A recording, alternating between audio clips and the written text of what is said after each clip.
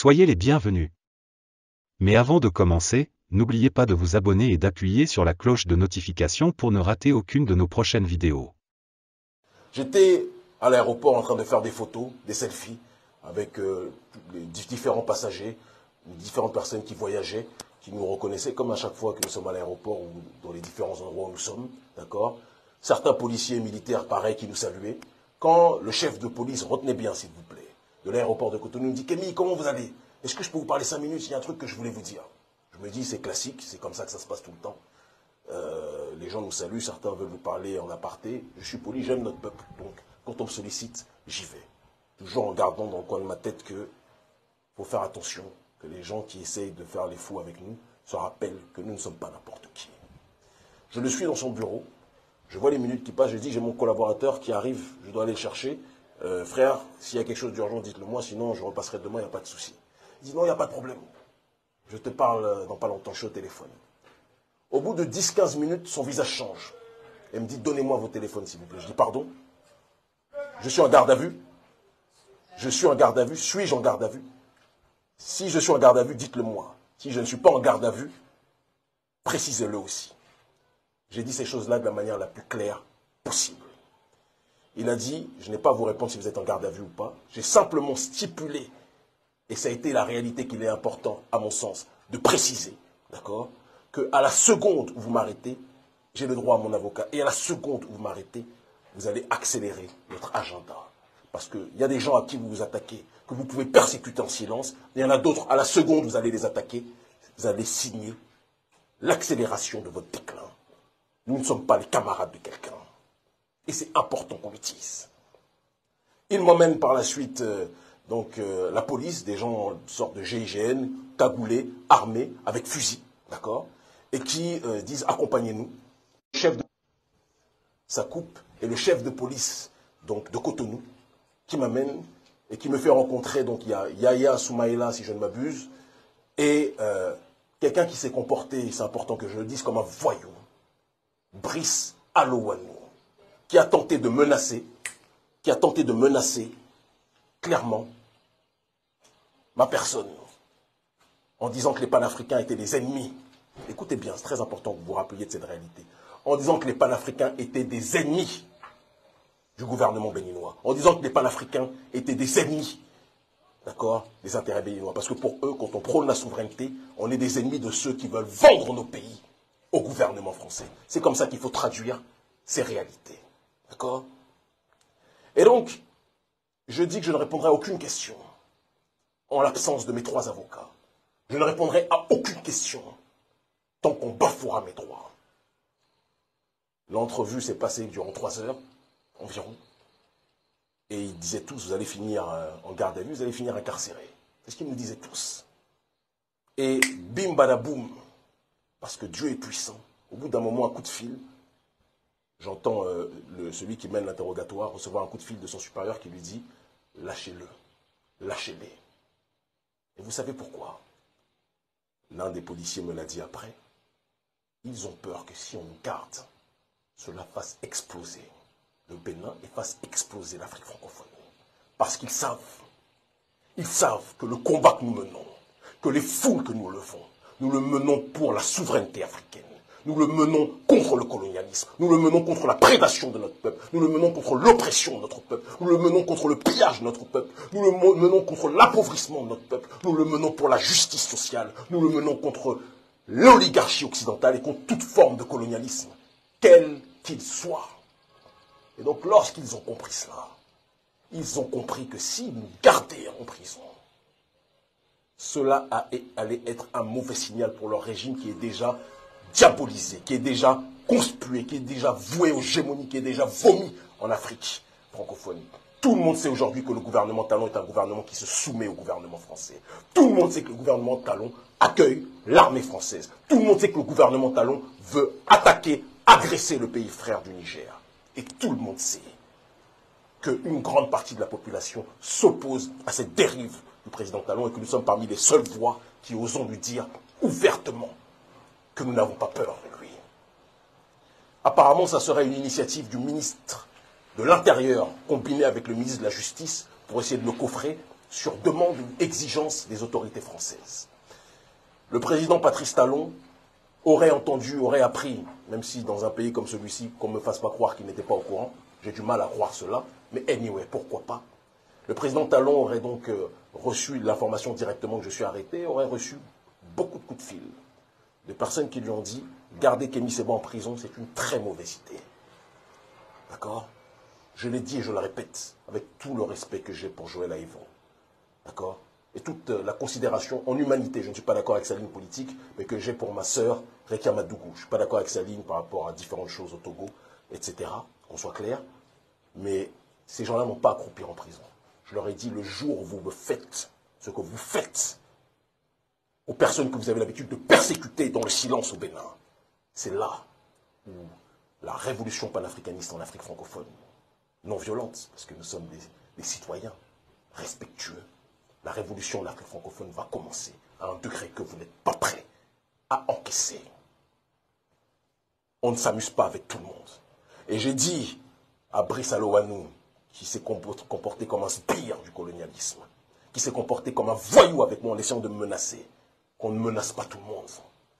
Et j'ai dit, dites à vos autorités qu'on ne menace pas tout le monde. Je ne suis le chien de personne. Je suis le petit-fils, je suis un héritier de mes aïeux. Je suis un héritier du Dahomey. Je suis un héritier du combat de notre peuple pour le panafricanisme. Et notre génération va remettre les pendules à l'heure.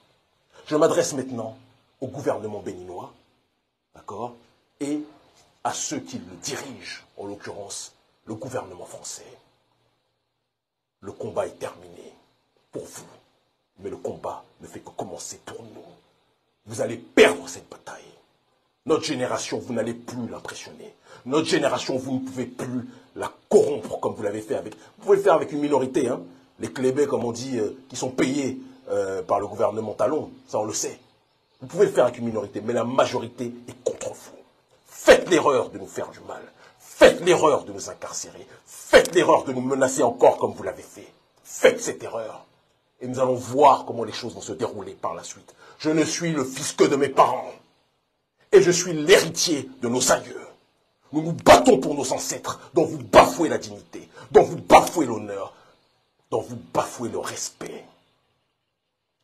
Gouvernement, cher ministre de la Justice ou de l'Injustice, cher ministre de la Police ou de l'Infraction, sachez que notre nouvelle génération ne laissera plus personne prolonger le processus d'oppression.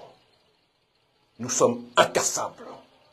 Et je le dis au président Talon, je le dis à Alassane Dramane Ouattara, je le dis à leur patron, que le président Emmanuel Macron. Nous n'avons peur d'aucun d'entre vous. Nous respectons ceux qui se respectent, mais nous combattrons toujours ceux qui vendent notre peuple à l'oligarchie occidentale ou à quiconque que ce soit. Nous combattrons toujours ceux qui violent la souveraineté africaine. Nous combattrons toujours ceux qui violent l'intégrité africaine. Nous voulons la souveraineté. Nous voulons l'autodétermination. Nous voulons l'indépendance. Soit vous êtes avec nous, ou vous êtes contre nous. J'ai appris des motifs bidons pour lesquels nous sommes condamnés, nous sommes poursuivis. Appel à l'insurrection, parce que je dis que nous voulons la justice pour notre peuple. Parce que je dis que je veux et que nous voulons l'autodétermination pour notre peuple. Parce que je dis que nous voulons la souveraineté africaine. Parce que je dis que nous ne voulons pas la guerre au Niger. Parce que je dis que nous voulons la fin de la France-Afrique. On nous dit appel à l'insurrection. Ah bon? Pourtant, j'ai toujours dit que j'étais non-violent. Mais j'ai dit que la non-violence doit rimer aussi avec l'intelligence. Si vous nous manquez de respect, si vous manquez de respect au peuple, ne pensez pas que le peuple béninois et le peuple africain va être éternellement un peuple de moutons qui va finir brûlé, cuit et mangé comme à la Tabaski. Le tabassage est terminé.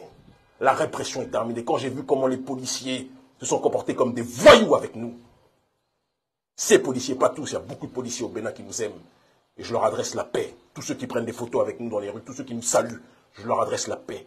Mais je dis aux Brice Alowanou et autres qui ont essayé, je dis bien essayé de nous menacer, l'histoire va retenir vos noms.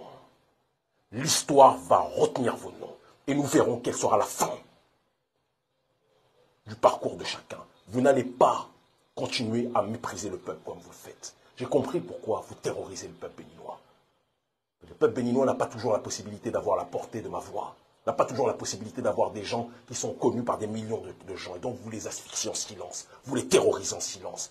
Mais je suis venu dire à tous mes frères et sœurs du Bénin de ne plus avoir peur. Je suis venu dire à tous mes frères et sœurs du Bénin qu'un nouveau type de Béninois voit le jour, qu'un nouveau type d'Africain voit le jour, qu'un nouveau type de panafricanisme voit le jour.